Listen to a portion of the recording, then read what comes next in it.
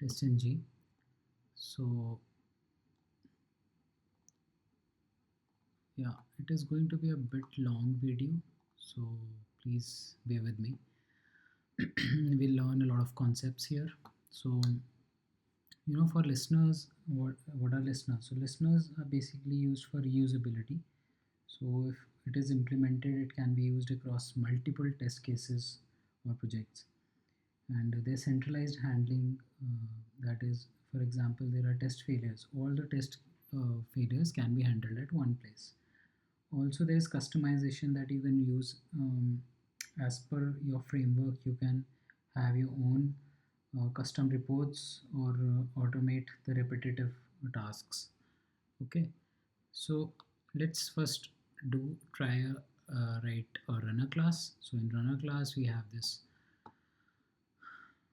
uh, for example setup suite and after suite. So these are the annotations. So we are basically before suite this will execute, then after suite this will execute, before method it will execute, after method, which means before test it will execute, and then after test. So this is what is written. So this we know is the structure of our framework while we're running tests in test classes. So let's see what happens.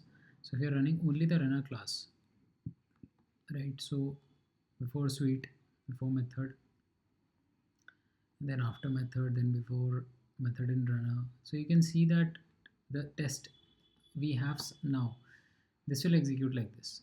But I want to put a upper listener here, okay, which listens to my tests. So what we can do is under src test java, we have a com.listeners package, and here we have created a runner class which I already showed you, where we have written the tests and set up suite before teardown suite, and set up the test and teardown the right. So now I've created a listener here called and it implements iTest listener and iSuite listener. So these are different kind of so once it is not there, right? So here if I just remove this,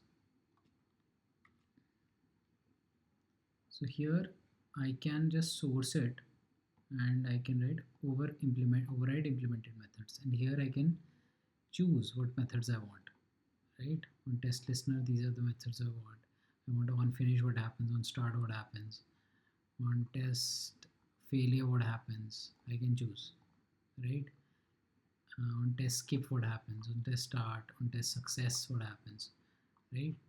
And here also on finish, on start we can use, right? So I have implemented those, and I've written something on my own, which is this system.out.println, which is before suite and the listener. So on start is just like before suite, right? Similarly, this on finish is after suite, and on test start is before the test starts. On test success, we on test ends. There's on test finish. There's no test as such. There's no listener as such, but there are three listeners here. On test failure, because after test ends, there can be three cases. Either the test got passed, either the test got failed, or it got skipped. So we have written that after method in listener skipped, after method in listener fail and add screenshot, on test success after method in listener pass, right? So here you can see we have written before method in runner, after suite in runner, after method in runner, right? So that we have run.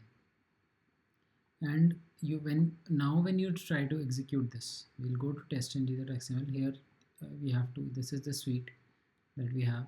Here we have added listeners, and in the listeners I have added listener class, com.listeners listener class.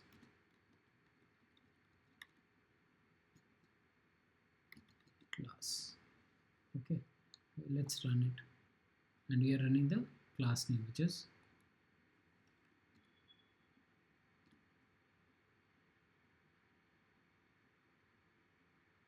this.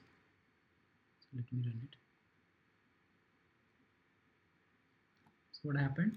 Now we can see that now the listener is listening before suite executed, and before method in runner, before method in listener, test1, after method in listener, after method in runner. So similarly, this is happening. So listener is listening to my test right now, right?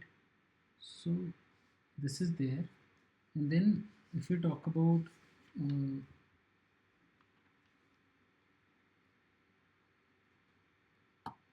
yeah, so these will be executed before and after sweet, right? I told you, right? On start, this will execute after sweet. On test success, I've told you that on test start is similar to before method, right? And then there's this also on test context, right? What happens is when once you this is test class is there, right? Test, right? So whatever test is there, so that will before that it will execute on text context. Okay, so this will execute, and on finish it will do this, right? You can ask when there is already before suite in runner, where we want to put start like on start in listener, right? When there is already before suite, so why am I putting before on start? The reason is because, for example, you want to initialize a DB connection, initialize extent reports. Okay, so are you going to do that in your tests? This is a test class, right?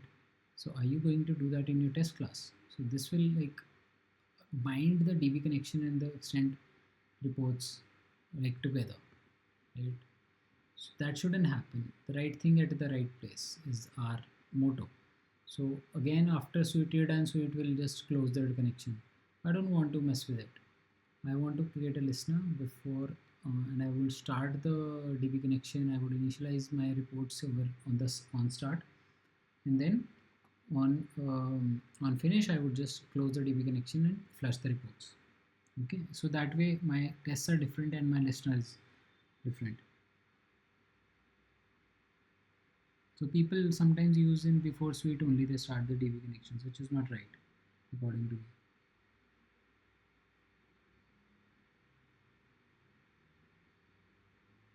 So that's the reason also, because the page layers we created. Why did we create page layers? Because we don't want to put everything in the test, right? Yeah, so that is the reason. So yeah, so we have like these listeners, and we can put that over there. And then now we'll talk about one more listener called I method interceptor. So what happens is, so in this one, it method, this one implements I method interceptor. So if I just,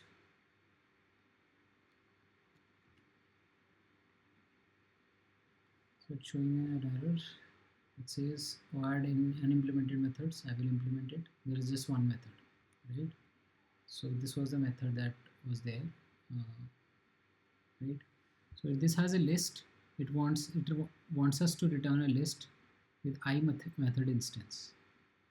I method instance is it captures a test method along with all the instances it should be run on, right? So, and there's the intercept method. So basically this method will have all the methods that are there in your test class, right? So we want to pass the only those methods. If for example you want to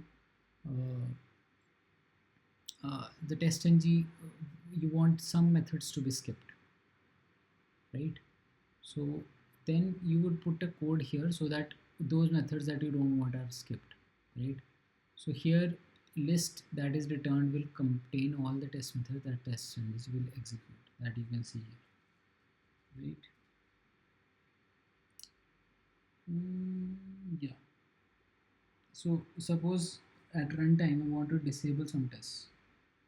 I will have to create a new list, right?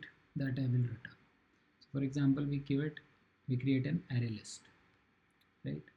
So before going into this, let me show you something. Let me show you like what I am trying to say. Okay, let me just give you an example. So here you can see that I created a new list called array list, and then for example all the methods that are there, test1, test2, test3, that came in this, right? But I want to execute only one. I chose only one, and here in the TestNg uh, I've given this runner class, and in the listener I've given I method interceptor.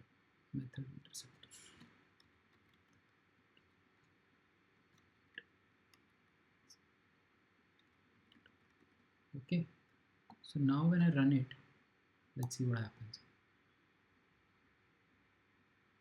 So you can see only test1 got picked. Why?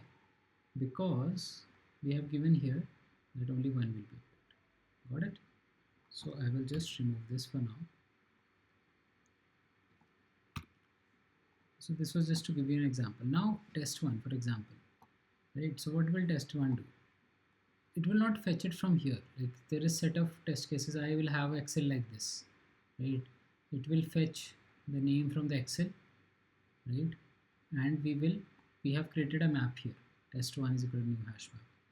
Here I've put details of name here, right? Their description is there, execute, yes, yes, yes, no, invocation count is there, priority is there. So if you want to pick these things up dynamically, we can update description also at runtime. So we can check other things also, like test description enabled, false, or true, and priority at the runtime. Okay, so ideally what you would do is here you would put, right, priority is equal to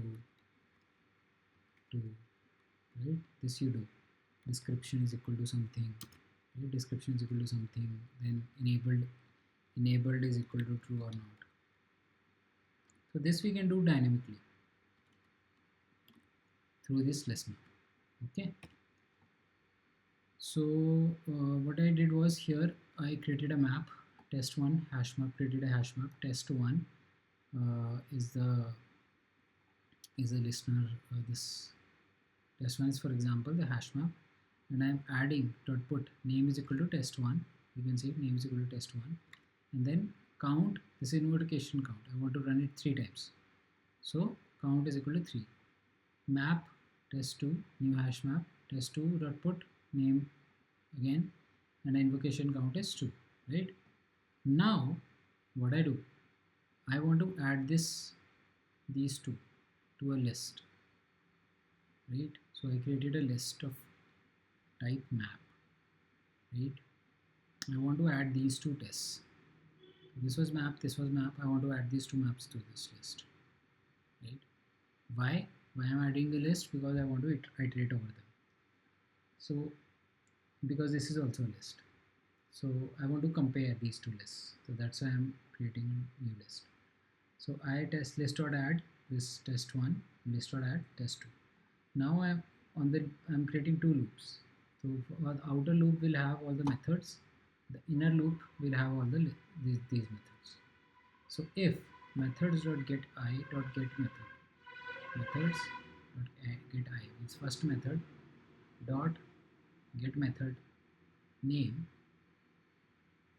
right, equals ignore case. If I'm comparing first this method, first method, to the list of methods in this, right? If it is present, it will go here inside. So you can check methods.getI dot get method dot get method name. This has got me the method name, right? Now equals ignore case list dot get I will get me this dot list dot get j, sorry, get j, and then dot get, and here because get j would give me list dot get j would give me that particular test, and the test dot get the name, right? So this seems difficult right now, but once you think it logically, it will be very easy. So get name, and you have to do it only once also. So methods dot get I dot get name get. So now the thing here is that this is a string, right? This will be a string.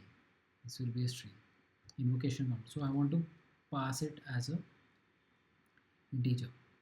So set invocation count integer dot parseInt list.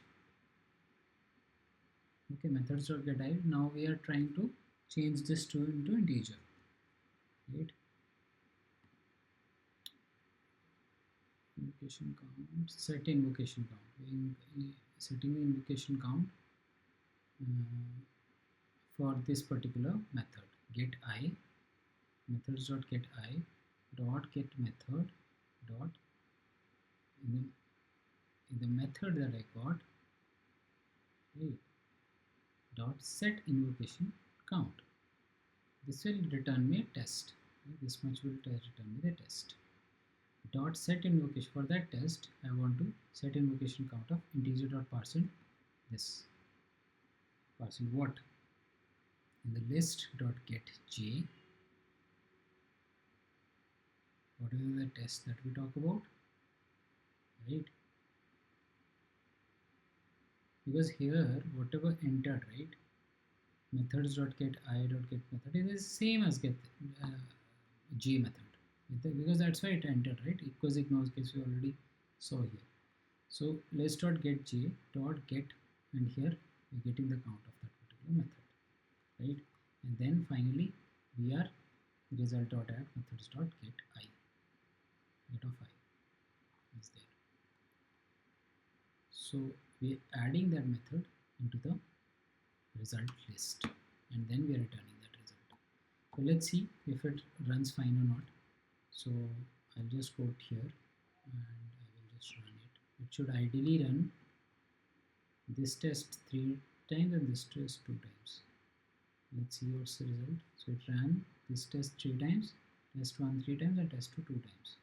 If I change it to maybe 5, so we will see what happens. Oops, sorry.